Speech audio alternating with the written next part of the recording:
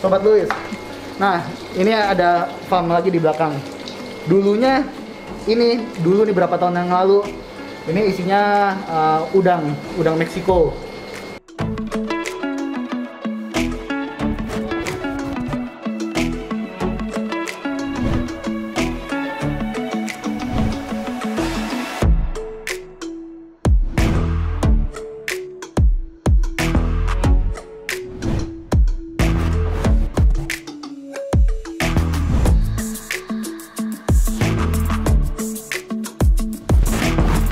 Halo Sobat Luis, sekarang kita lagi di daerah Cimahi nih.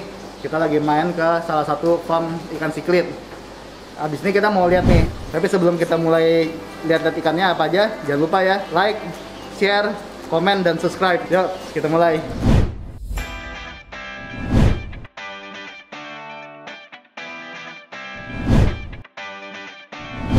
Jadi di farm ini dia spesialis ternak ikan siklit.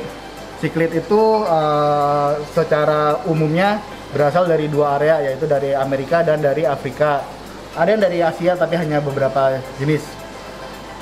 Di sini contohnya ini adalah Protosa Black Widow.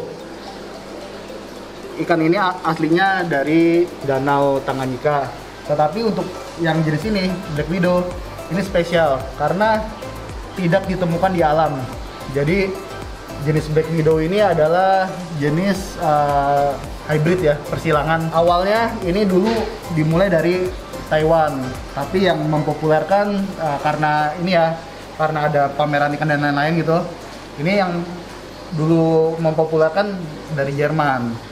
Tapi tetap Indonesia nomor 1 masalah produksi. Di sini juga ada jenis Tropeus nih.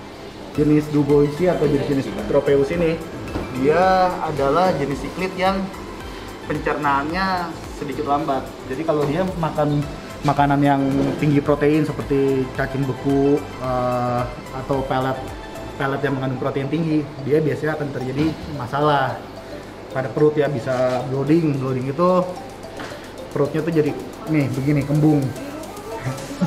kayak susah berak nih. Maka oleh itu solusinya ini nih. Solusinya adalah makannya dicampur sayur. Ini sayur apa sih namanya? Selada. Oh ya, selada.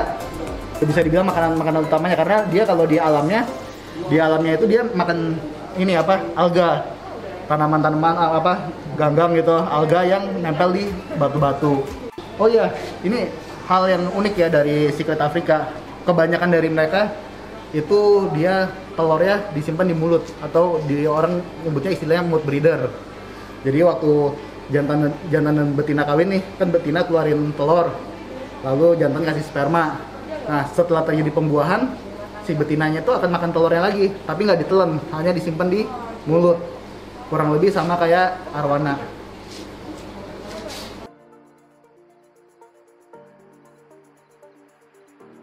Untuk jenis-jenis Tropeus ini ya, kalau udah dewasa ukuran kayak di sini kan ukurannya mayoritas sudah 4 in. Nah, 4 in itu satu induk bisa bawa sampai 20 ekor anak ikan. Jadi di dalam mulut satu ekor betina itu bisa ada 20. Nah, jadi kalau dalam satu akuarium ditaruh berapa set ya? Itu ada sekitar mungkin satu akuarium 3 set ya. Jantannya 3, betinanya bisa sampai 12. Nah, berarti kalau ada 12 betina, satu akuarium bisa menghasilkan 240 telur setiap 2 bulan. Nah, hari ini kita beruntung nih. Kita nggak cuma bisa ngeliat ikannya aja nih. Hari ini kita spesial sama tuan rumah akan diajarin satu cara panen ikan Tropeus yang baik dan benar. Kedua, nanti juga kita akan dijelaskan bagaimana cara merawat indukan ikan supaya indukannya tetap sehat dan produktif. Yuk kita lihat bagaimana cara panen ikannya ya. Nah, ini kita lagi mau coba panen ikan Tropeus red mori, atau orang suka bilang moruli lah gitu. Nah, ini ada alat bantu seperti selang infus. Ini gunanya untuk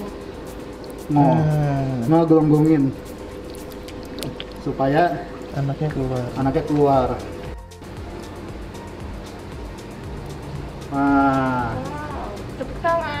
Satu busuk. Nah, satu busuk tuh. Telurnya warna putih kalau yang busuk, guys. Ya. Bedanya yang ini. Bedanya yang ini sama yang ini nih. Ya, kita kasih lihat perbedaannya. Sebelahan. Yang ini namanya panen muda. Nah, jadi anaknya masih bawa cadangan telur. Embrionya itu masih ada tuh. Ya. Sedangkan kalau yang ini disebutnya panen tua. Anaknya udah bersih, udah nggak ada telur, bisa langsung berenang. Apa bedanya kalau yang panen muda sama panen tua?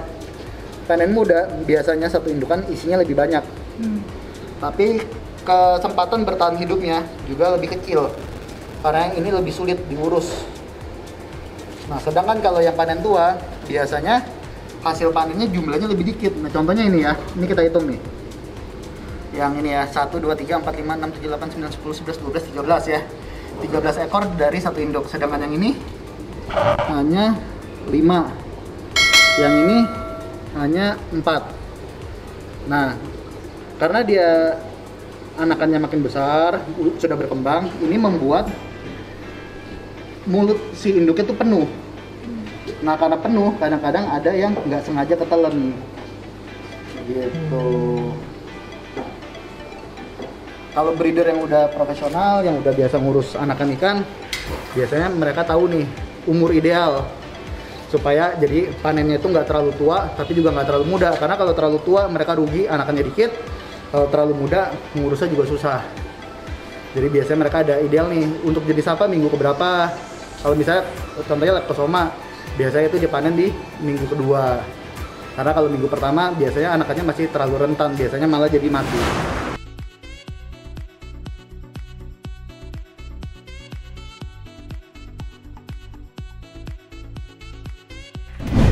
Sobat Luis, nah ini ada farm lagi di belakang.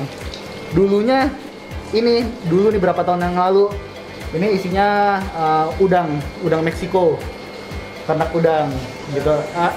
Udang Meksiko apa? Red bee, terus red spot dan sejenisnya. Cuma sekarang udah pindah ke farm baru. Jadi sekarang di sini untuk memperbesar produksi ikan-ikan lainnya seperti Brasmut. Brasmut itu ini loh, sejenis sapu-sapu nih.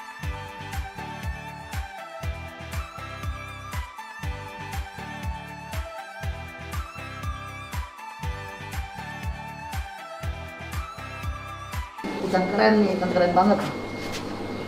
Oh.